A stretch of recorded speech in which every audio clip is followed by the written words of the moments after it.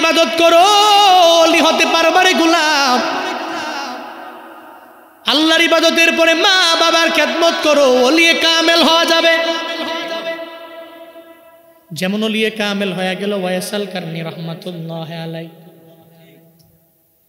কত পরিমাণে দামি ওয়াইস আল কারনী রহমাতুল্লাহ আলাইহি।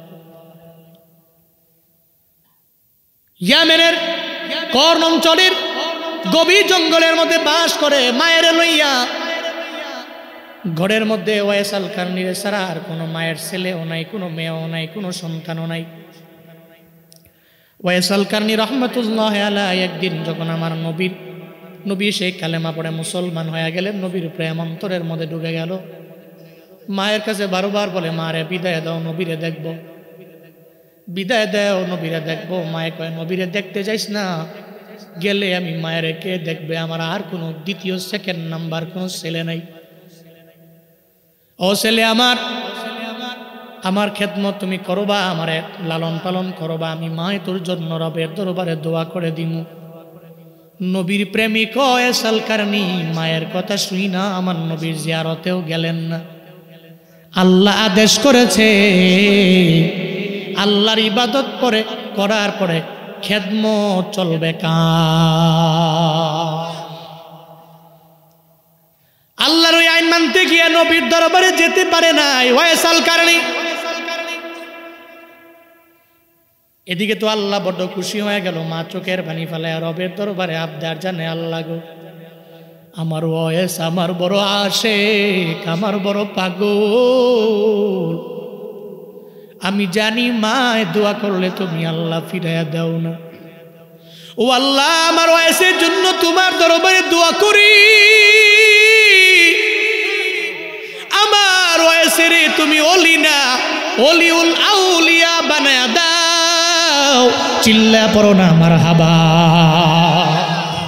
শুধু ওলি না, ওলিউল আউলিয়া, সমস্ত ওলিদের বন্ধু আমার ওয়াইস আল কারনী তুমি বানায়। ওলিদের ওলি, ওলিদের লিডার তুমি আমার ওয়াইসরে বানাও। কে দোয়া করে? বুলেট মিস হয়ে যেতে পারে, জীবনে কোনোদিন মায়ের দোয়া মিস হতে পারে না রে বাবা। মা রবের দরবারে দোয়া করে দিল, ওয়াইস আল কারনীরে তুমি কবুল করে নাও, ওলিউল আউলিয়া বানায় দাও। আল্লাহ কয়, ওয়াইসের মায়ের দোয়ার বদৌলতে আমি আল্লাহ ওয়াইস আল কারনীরে জামানার শ্রেষ্ঠ ওলি বানায়া দিলাম। মায়ান নবী মসজিদে নববীর মধ্যে, ওই জায়গায় আমার মায়ান নবী হুজরা মুবারাকার মধ্যে আল্লাহ পাক স্বপ্ন যুগে আমার নবীরে দেখাইল, নবী গো আপনার একজন আশেক আছে ইয়ামানে কর্ণ নামক জঙ্গলের মধ্যে, অঞ্চলের জঙ্গলের মধ্যে, ওই জায়গার মধ্যে ওয়াইস নামক একজন ব্যক্তি আছে, যেই ব্যক্তিটা আপনি নবীর জন্য বড় পাগল পাড়া হয়ে গেল, কিন্তু মায়ের কথা মানতে যায় আপনার দরবারে আসতে পারে নাই। তার মা তার প্রতি রাজি হয়ে আমি রবের দরবারে হাত বাড়াইয়া দোয়া করলো, আমি তারে জামানার শ্রেষ্ঠ ওলি বানায়া দিলাম। মায়ান নবী খুশি হয়ে গেলেন।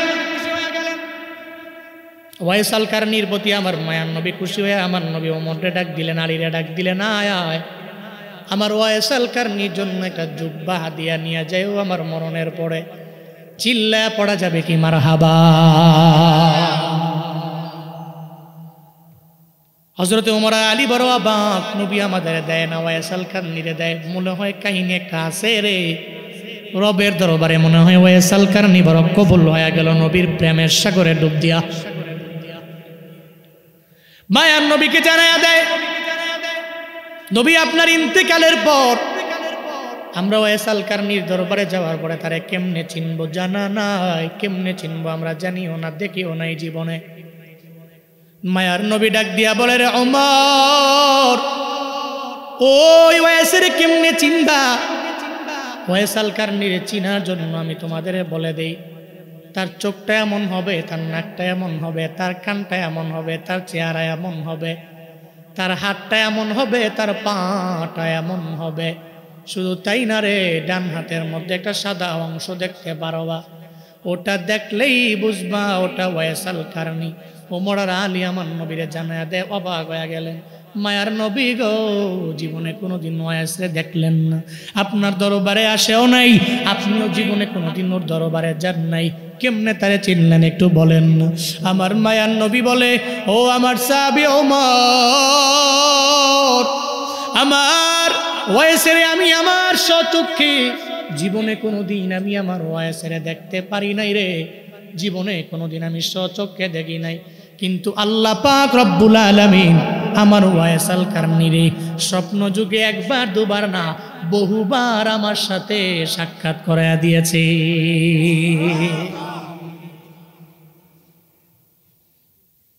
মায়ার নবীরে স্বপ্ন যুগে দেখলে নবীজি বললেন, ওই উম্মতের জন্য জাহান্নাম হারাম, জান্নাতটা ওয়াজিব হয়ে যাবে। স্বপ্ন যুগে যদি নবীরে দেখতে পাও, জাহান্নাম হারাম হবে, জান্নাতটা ওয়াজিব হয়ে যাবে রে বাপ। ওই নবীরে দেখার জন্য এমন কোনো উম্মত নাই যে পরিমাণ পাগল বাড়া না, উম্মতের দেখার জন্য বড্ড পাগল বাড়া। ও আল্লাহর বান্দারা, মায়ান নবীরে দেখার একটা আমল তোমাদের শিখাইয়া দিয়া যাই। যদি আমার মায়ান নবীরে দেখতে চাও, গভীর রাতের বেলা এশার নামাজ পড়ে যখন তুমি ঘুমায়া গেলা বিছানার মধ্যে, ঘুমানোর আগে সুন্দর করে ওযু বানাইয়া ডান কাতে হইয়া 100 বার যদি আমার মায়ান নবীর উপরে দুরূদের আমলটা চালু রাখতে পারো, অনেক বড় দুরূদ লাগবে না, সাল্লাল্লাহু আলাইহি ওয়াসাল্লাম, সাল্লাল্লাহু আলাইহি ওয়াসাল্লাম, সাল্লাল্লাহু আলাইহি ওয়াসাল্লাম, এভাবে 100 বার যদি পয়রা পয়রা বান্দা তুমি ঘুমাও, যদিও একদিন আমল করলো নবী আসে না, 1 মাস আমল করলা আমার মায়ার নবী দেখা দেয় না, 1 বছর আমল করলা এরপরে আমার মায়ার নবী দেখা দেয় না, তবে মনে রাখবারে বাবা, যদি আমলটাকে কন্টিনিউ চালু রাখতে পারো, মরণের আগে একদিন রাতের বেলা দেখবা তোমার স্বপ্ন যুগে আমার মায়ার নবী হাজির। নবীরে যদি জীবনে একবার দেখতে পারো, নবীরে একবার দেখতে পারলে জাহান্নাম হারাম হবে, জান্নাতটা তোমার আমার জন্য ওয়াজিব হয়ে যাবে রে বাবা। আল্লাহ ওই নবীরে দেখি নাই, জীবনে একবার হলেও স্বপ্ন যুগে মোলাকাত করায়া দিও পড়ে না আমি। দেখলে ফায়দা, নবীরে দেখলে জাহান্নাম হারাম, জান্নাতটা কি ওয়াজিব। উল্টা ওয়াইস আল কারনী নবীরে দেখে নাই, নবী ওয়াইস আল কারনীরে দেখছে, নূরুন আলা নূর।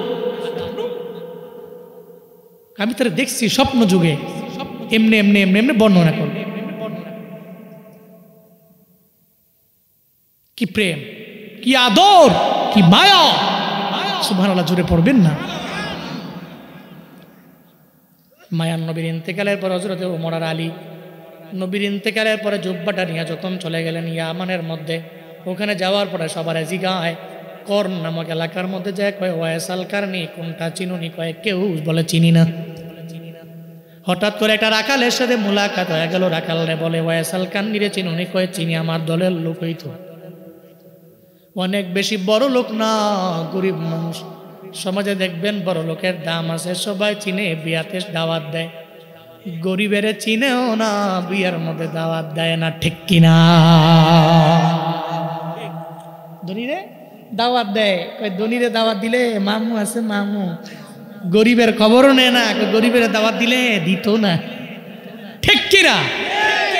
সমাজে এই গরিব মানুষগুলোকে অনেক পিছায় রাখে, কথা বললে শুনে না, চুপ কর। অথচ গরিব ব্যক্তিটা ওই ব্যক্তির সাথে অনেক বেশি জ্ঞান, বুঝে না। আল্লাহ সঠিক সমঝ, সঠিক বুঝ প্রত্যেককে দান করেন, সকলেই পড়িয়া আমিন। আরো জোরে পড়েন আমিন। ওয়াইস আল কারনীরে সবাই চিনে না, রাখাল চিনছে, কয় ওয়াইস আল কারনীরে আমরা চিনি। কোথায় থাকে? কই জঙ্গলের মধ্যে থাকে, তবে জানি মায়ের বড় খেদমত করনেওয়ালা ছেলে। চিল্লা পড়ে না মারহাবা, মায়ের খেদমত করনেওয়ালা একজন ছেলে, আমরা জানি। আমরা তোমাদের চিনি না, তবে ওয়াইস আল কারনীরে চিনি, তার ব্যাপারে ভালো করে জানি। রাতের বেলা সে মুসল্লার মধ্যে সিজদার মধ্যে পড়ে পড়ে রবের দরবারে কান্দে, মাঝে মাঝে এমন হাউ মাউ করে কান্দে রে, আমাদের উটগুলা পর্যন্ত খাবার খায় না তার কান্দনের ঠেলায়। রবের ওলি যারা হয়ে যায়, চোখের পানি ফেলে ফেলে রবের সাথে এরা বেশি সম্পর্ক লাগায়। গড় গ্রামের গরিবেরা চিন্তা নাই, টাকা নাই, বাড়ি নাই, গাড়ি নাই, কিচ্ছু নাই, চিন্তা নাই। রবের দরবারে তাওয়াক্কুল করে ভরসা করে বান্দা তুমি আগায়া যাও। বন্ধু যদি আল্লাহরে বানাইতে পারো, দুনিয়া যেহেতু আল্লাহ দেয় নাই, আখিরাতে ওই রব তোমারে জান্নাত দিতে পারে কি পারে না? ওয়াইসাল কারনির মনটা ভাঙ্গা, গভীর রাত হয়ে গেলেও মুসল্লায় দাঁড়াইয়া রবের দরবারে কান্দে আর আল্লাহর দরবারে বারবার আবদার জানায়, আল্লাহ গো নবীরে তো দেখতে পারলাম না। ওই জায়গায় গেলে ওয়াইসাল কারনিরে বাবা হযরত ওমর আলী চলে গেলেন, যে জায়গার কথা বললেন ওই জায়গার মধ্যে গিয়া গেলেন। যাওয়ার পরে তাকায়া দেখে নবী যা যা যা যা বললেন সব তার মধ্যে পাওয়া যায়। কয় আপনার জন্য আমরা আসলাম, কে আপনারা? কয় আমরা নবীর সাহাবী, একজনের নাম ওমর আর একজনের নাম আলী।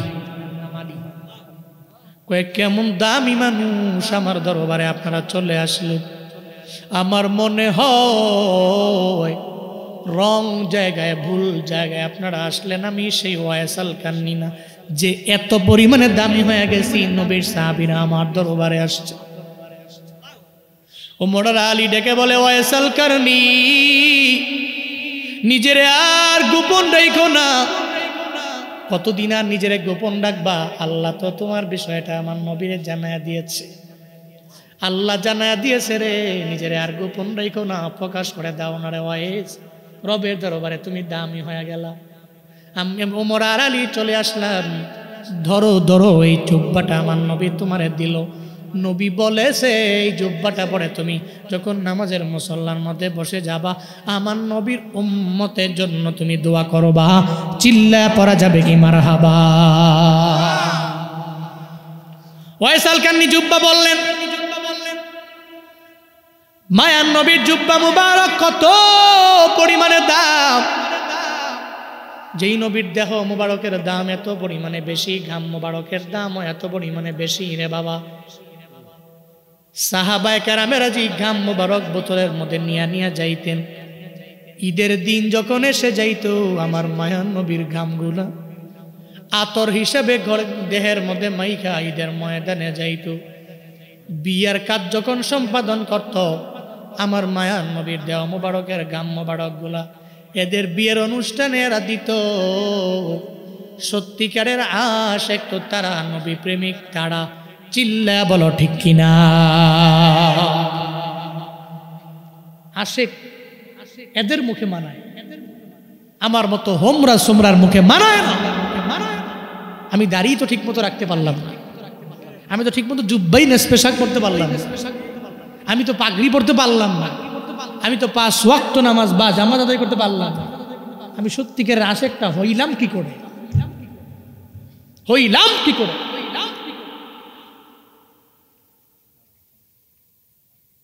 ইয়াবা, পেন্সিডিল, মদ, গাঞ্জা, বিড়ি, সিগারেট এমন কোনো মাদক দ্রব্য নাই সেবন করি না, দাবি করি সত্যিকারের আশিক। তাইলে তো আমি ভুয়া, ভণ্ড, প্রতারক, ঠিক কিনা? মুখে মুখে বললে তো হবে না, মানুষ আমার কার্যকলাপ দেখে আমারে বলবে নবীর একজন খাঁটি উম্মত পাওয়া গেছে রে। মুখে মুখে বললে হবে না, কার্যে পরিণত করা লাগবে কি লাগবে না?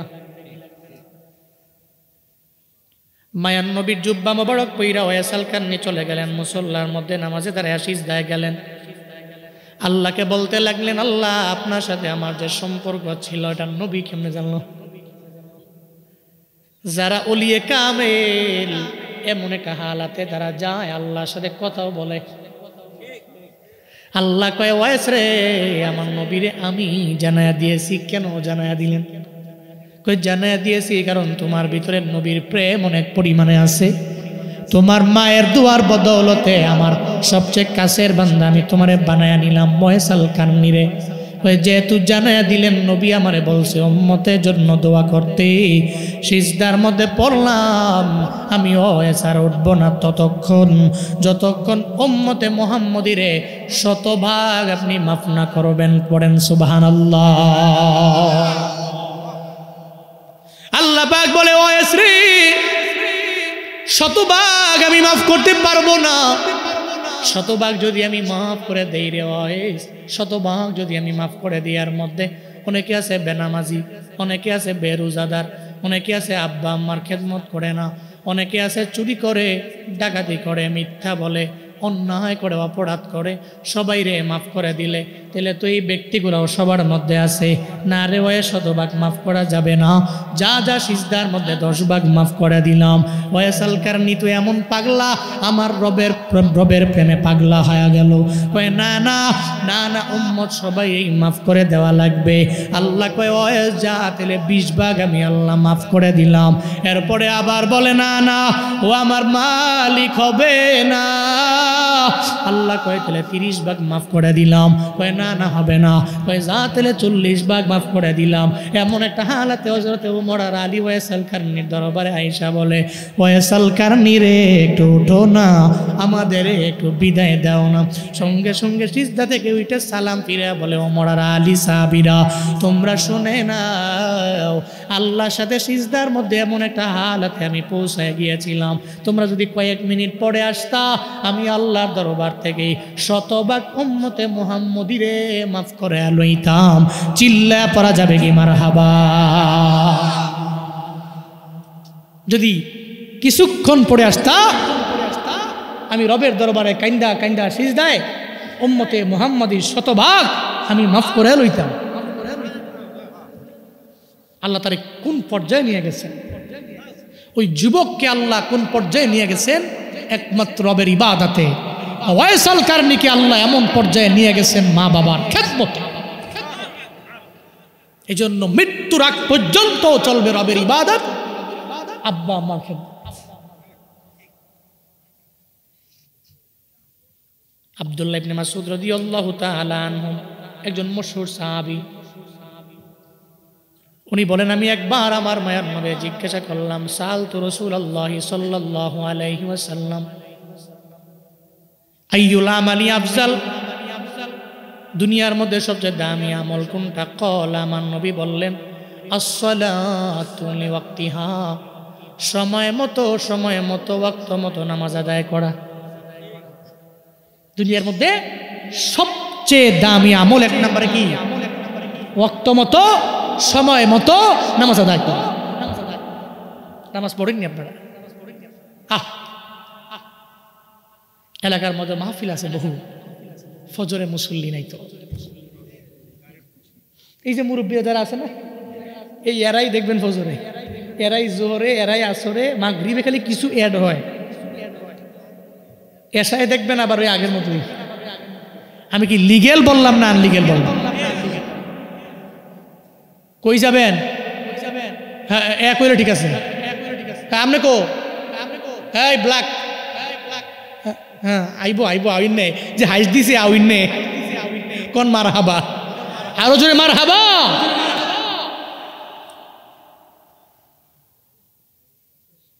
নামাজে ফজরে মুসল্লি নাই।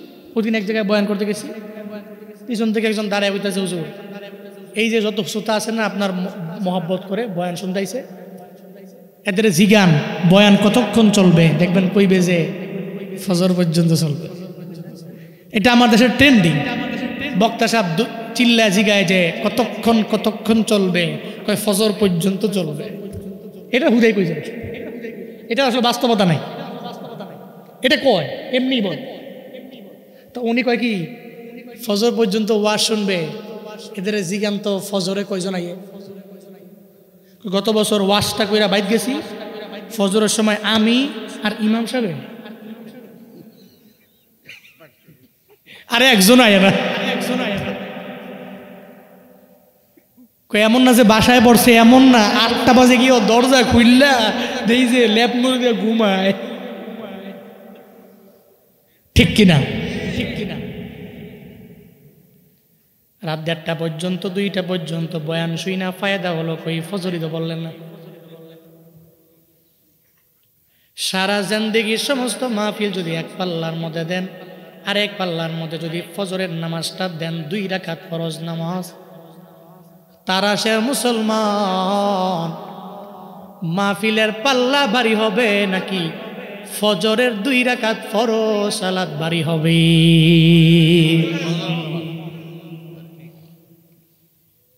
নিয়ত করে নেন রে বাবা, মাহফিলও শুনবো, ফজরও পড়বো, মাহফিলও শুনবো, জোহর পড়বো, মাহফিলও শুনবো, আসরও পড়বো, মাহফিলও শুনবো, মাগরিব পড়বো, মাহফিল শুনবো, আমি এশাও পড়বো।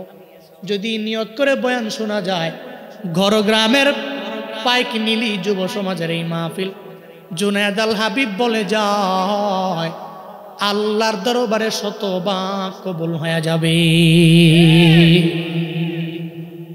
মাহফিল শুনবো, ফজর পড়ব। মা বোনরা কি বয়ান শুনতেছে? আছে আছে। মা বোনদের মধ্যে একটা দোষ আমরা দেখতে পারি বেশ, ঠিক মতো সময় মতো ওয়াক্ত মতো এরা নামাজ আদায় করে না। বাড়ির মধ্যে ধানের কাজের চাপে, গমের ক্ষেতের চাপে, আলুর কাজের চাপে জোহরেরটা নিয়ে পড়ে আসরেরটা নিয়ে পড়ে মাগরিবে,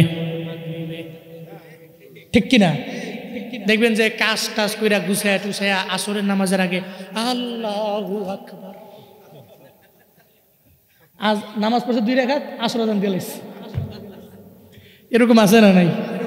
আমাদের আগের মা চাচিরা এমনই করত। কিন্তু নামাজ যদি জোহরটা নিয়ে আসরেটা নিয়ে মাগরিবে হবে হবে। ইন্নাস সালাতা কানাত আলাল মুমিনিনা কিতাবাম মাওকুতা। আল্লাহ পাক বলেন, যখন তোমার মন চাইলো নামাজ পড়বা, এমন না। ফজরের নামাজের ওয়াক্ত আছে না নাই? জোহরের নামাজের ওয়াক্ত আছে না নাই? আসরের নামাজের ওয়াক্ত আছে না নাই? মাগরিব নামাজের ওয়াক্ত আছে না নাই? এশার নামাজের ওয়াক্ত আছে না নাই? নির্ধারিত টাইমে যদি নামাজ পড়ো, ওই নামাজ কবুল করবে কে? ও তারা সে আম্মা জানেরা, জুনায়েদ আল হাবিবরে খারাপ মনে কইরেন না। আপনার ছেলের মতো, আপনার নাতির মতো আমি, আমার অনেক বেশি বয়স, অনেক বুড়া, আমি এমন না। আমি আপনার ছেলের মতো, আপনার নাতির মতো মনে করবেন। মা গো, বোনেরা গো, আবদার জানা যায়, আপনারা নামাজ পড়েন আমি জানি, তবে জোহরের নামাজটা আসরের নিয়ে পড়েন না, আসরের নামাজটা মাগরিবে পড়েন না। কিছু পুঁজি বানায়া যান, আপনাদের জান্নাতে যাওয়া বড় সহজ। নবী জানায়া দিয়েছে, 4 গুণে গুণান্বিত নারীরা জান্নাতের 8টা দরওয়াজা খোলা থাকবে। আল্লাহ বলবে, যেই দরওয়াজা দিয়া মন চায় ওই দরওয়াজা দিয়া জান্নাতে ঢুকে যা। মা বোনদের সহজ আছে কয়টা? মাত্র 4টা। ইজা সাল্লাতিল মারওয়াতু খামসাহা ওয়া সামাত শাহরাহা ওয়া আহসানাত ফারজাহা ওয়া আতাআত যাওজাহা ফাকিলা লাহা উদখুলিল জান্নাহ মিন আইয়ি আবওয়াবিল জান্নাতি শি'তি। এই নারী, 7টা গুণে গুণান্বিত হইছো, কিলা লাহা, তারে বলা হবে উদখুলিল জান্নাহ, জান্নাতে ঢোকো। কোন দরজা দিয়া? মিন আইয়ি আবওয়াবিল জান্নাতি শি'তি, জান্নাতের 8টা দরওয়াজার যেই দরওয়াজা দিয়া মন চায় ওই দরওয়াজা দিয়েই তুমি প্রবেশ করো। ঘর গ্রামের আম্মা জানেরা, এটা কোন ইউনিয়ন? মাগুরা ইউনিয়নের আম্মা জানেরা, আমার বোনেরা নিয়ত করে নেন, 4 গুণে গুণান্বিত বানায়া, 4 গুণে গুণান্বিত নিজে হয়ে কবরে যাবেন। কবরে গেলে দেখবেন কবরটা আপনার জন্য জান্নাতের বাগান। বলতেছিলাম মানুষগুলো বয়ান শুনতে ভালোবাসে, ফজর পড়তে পছন্দ করে না। কিন্তু ফজর তো পড়া লাগবে, ফজর বড় দামি, ফজর বড় দামি, ফজর বড় দামি। আজান শুনে আসো যারা বিছানা তাদের জন্যে কান্দেন নবী মদিনায়, তাদের জন্যে কান্দেন নবী মদিনায়। ওই নবীর জন্য কি মায়া লাগে না, হায়রে উম্মত নামাজ কেনে পড়ো না, হায়রে উম্মত মসজিদে কেন হাসো না। উহুদের ময়দানে যে নবী গেলেন, নবীর দান মোবারক শহীদ হয়ে গেল। তারা শের মুসলমান আওয়াজ দেয়, নবী নিজের বাড়ির জন্য দাঁত ভাঙছে, নিজের জমির জন্য দাঁত ভাঙছে, বরং কেন ভাঙল রে? তোমার আমার এই ধর্মের জন্য, কালেমার জন্য ভাঙছে। নবী চাইলে পারত যে তায়েফের ময়দানে আমি যাব না, মারও খাবো না। নবী খাইল রে, এরপরে এদের জন্য বদদুয়া আমার মায়ার নবী দেয় নাই। এরপরেও যারা ফজরের সময় উজু বানায় ফজরে যায় না, ফজর পড়ে না, খোদার কসম করে বলে যায়, মায়ার নবী তোর জন্য কান্দে রে বাপ।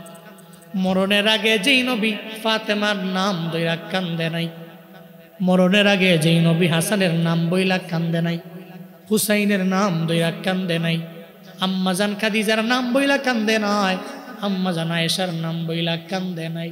কেন কানছে? নবী উম্মত উম্মত বইলা কানছে, ঠিক কিনা? তোমরা যদি উল্টা পাল্টা চলো তো নবী রওজায় শুইয়া জীবিত নবী, জিন্দা নবী কান্দে। তোমরা যদি উল্টা পাল্টা করো, নবী কান্দে। ওই নবীরে কাদাইও না রে যুবক, নবীরে কাদাইও না, ঠিক মতো নামাজ আদায় করে নাও। ফজর পড়ো, জোর পড়ো, আসর পড়ো, মাগরিব পড়ো, এশাও পড়ো। নবীজি বললেন দুনিয়ার মধ্যে সবচেয়ে দামি আমল হচ্ছে 1 নম্বরে কি কি? এরপরে আব্দুল্লাহ ইবনে মাসউদ বলে, এরপরে আমি আবার নবীরে বললাম, ক্বালা সুম্মা আইয়ুন, সুম্মা আইয়ুন, আয় সুম্মা আইয়ুল আমালি আফজাল। এরপরে কোনটা নবীজি? এরপরে কোনটা? নবীজি বলেন, ক্বালা বিররুল ওয়ালিদাইন, তোমার আব্বা আম্মার সাথে সদ্ব্যবহার করা। 2 নম্বরে, এই পৃথিবীর মধ্যে সবচেয়ে দামি আমল হলো 2 নম্বরে আব্বা আম্মার সাথে সদ্ব্যবহার করা। তাহলে আল্লাহ পাক বলছেন সূরা বানী ইসরাইলে ইসরার ভিতরে 23 নম্বর আয়াতে 1 নম্বরে কার কথা? ইবাদতের কথা আল্লাহর। 2 নম্বরে আব্বা আম্মা। নবীও তো বলছেন, নবীও কি বলছেন যে 1 নম্বরে পৃথিবীতে সবচেয়ে দামি আমল নামাজ, 2 নম্বরে দামি আমল আব্বা আম্মার সাথে সদ্ব্যবহার। এরপরে আব্দুল্লাহ ইবনে মাসউদ বলে সুম্মায়ুন, এরপরে কোনটা বলেন না। নবী বললেন, আব্দুল্লাহ ইবনে মাসউদ রে, এরপরে আমি বলি আল জিহাদু ফি সাবিলিল্লাহ। কিন্তু জিহাদের কথা বললে তো অনেকের মাথা গরম হয়ে যায়। একটা সময়ে যখন এই দেশটা জুলুম করতে করতে, নির্যাতন করতে করতে স্বৈরাচাররা স্বৈরাচারী কায়দায় হুজুর যদি বয়ান করে, জিহাদের বয়ান পে হুজুর মনে হয় আফগানিস্তান থেকে আইছে, ঠিক কিনা? সত্যের কথা বললেই হুজুর কয়ে মৌলবাদী হুজুর। মামুনুল হক সাহেবকে তারা কি পরিমাণ বাজে কটূক্তি করতো, কয় হ্যাঁ কি গরম কথা ছাড়া কইতে পারে না। অথচ এতটুকু জানে না, ইসলামে আবু বকর যেমন নরম, ইসলামে ওমরও ঠিক তেমন গরম, ঠিক কিনা? ইসলাম তো সব মিলে, কেউ নরম কেউ গরম, সব জায়গায় নরম হয় তো কেমন তো সুরে দেশ ভরে যাবো গা, বাদ পাড়ে দেশ ভরে যাবো গা। দুর্নীতিবাজ নেতা খেতাদের মাধ্যমে দেশটা লুটপাট করে একেবারে শ্রীলঙ্কার মতো বানায় ফেলবে, ঠিক কিনা? এরা তো এটাই করেছে। দেশের রিজার্ভ টাঙ্কি এরা সৈন্যের কোটায় নামিয়ে নিয়ে আসছে। আপনি খামখেয়ালি মনে করেছেন এক একজনের সুইস ব্যাংকে অ্যাকাউন্ট অভাব নয়, এক একজনের বেগম পাড়ায় বাড়ি আছে, থাইল্যান্ডেতে বাড়ি কিনা আছে। মনে করছেন এর বাপ দাদার টাকা? তারাশের ঘর গ্রামের এক একটা ভ্যান চালকের টাকাও এখানে আছে, ঠিক কিনা? মাথার ঘাম পায়ে ফেলে এরা এই টাকা উপার্জন করেছে, আর এরা এগুলা নিয়ে নিয়ে বেগম পাড়ায় বাড়ি বানাইছে। সিন্নি খেলা কার দ্বারা মোল্লাই চিল্লা না, এনাদেরই দেখতে পারো, সমাজের নিম্ন শ্রেণীকে দেখতে পারো। আল্লাহ হিদায়াত নামক দৌলত দান করেন, আরো জোরে পড়ে না আমিন। এরা জিহাদের কথা শুনলে কইতো জঙ্গি হুজুর, কয়টা মামুনুলের মতো হুজুর, ওনার নামটাও সুন্দর করে বলতে চায় না এরা, ঠিক কিনা? এরা এমন মনে করতো। একটু সাইদি সাহেবের কথা বললে কইতো জামাত, সাইদি সাহেবের নাম নিলে কয় জামাত। দেখি একটা সময় এমন ছিল, একটা সময় এমন ছিল। আল্লাহ সুদিন ফিরিয়ে দিয়েছেন, কেয়ামত পর্যন্ত এই দিনটাকে ভালো রাখেন।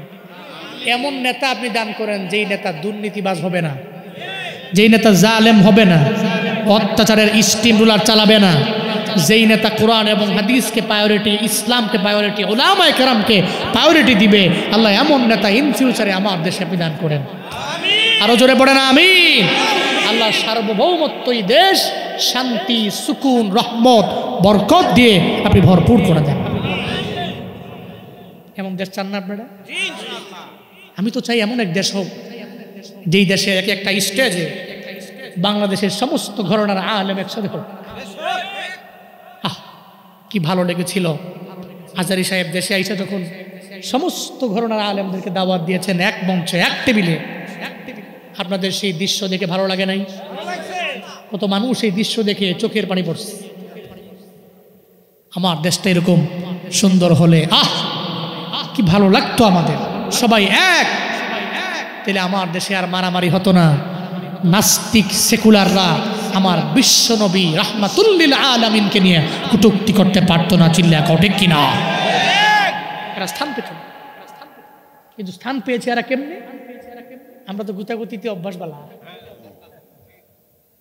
খালি কেমনে এটা গুতা মেরেন দেওয়া যায়। কেন যে দিলে দরদ নাই, কেন যে দিলে দরদ নাই এটা বুঝি না। নবীর তো দরদ ছিল।